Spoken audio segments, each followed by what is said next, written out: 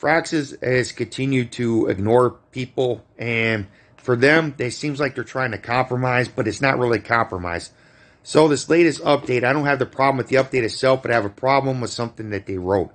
And recently, so they did a survey for people that playing this game, and in a survey, you could put your thoughts and comments in, and overwhelmingly, everybody said they don't want this kind of leaderization style of civilization, right?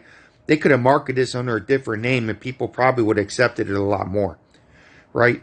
So basically, everybody says we want to have the same civilization throughout. We don't like this age changing stuff. We hate it, okay?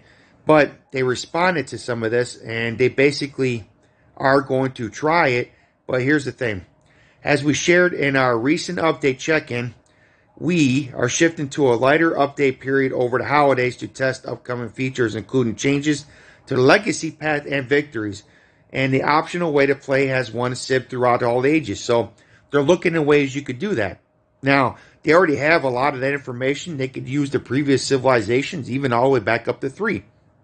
You know, for America, if they want to keep the ages, you could do a Scout Early America.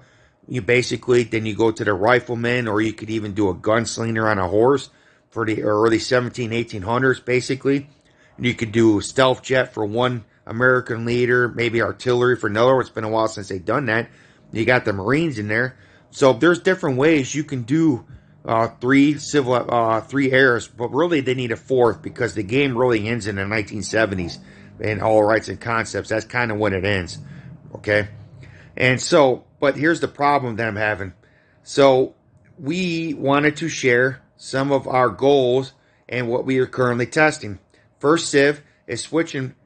So first, Civ switching is an important part of Civilization 7 and isn't going anywhere. We also recognize that many players want to play as the same Civ throughout the entire campaign. See, they recognize that we mass complain. Most of us that spend money on this game, most of us that spend money on 6, 5, 3, even all the way back to the PlayStation 2, which PlayStation 2 had a Civilization 2. It was pretty damn good. They actually had actors in there that played part of your cabinet. It was pretty cool. I wish they kind of bring that back. So basically they said, we're not going to take this anywhere. Well, here's the problem that I have, okay? They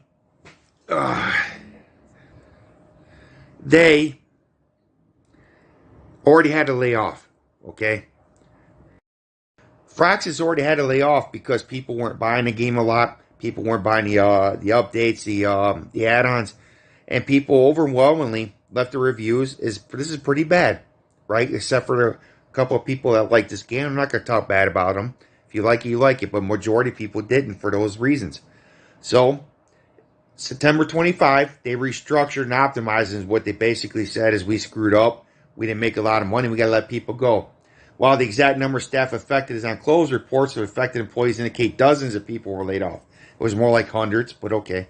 Even so, for that small company, for Y2K, Fraxis, it's still a lot. So they already made bad decisions. They had to let their people go because of those bad decisions. But in a recent update we just read, they're doubling down and says it's not going anywhere.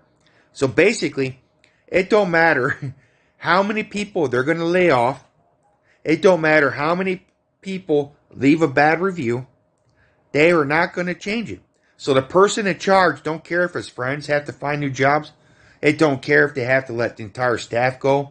It don't care how much money they lose.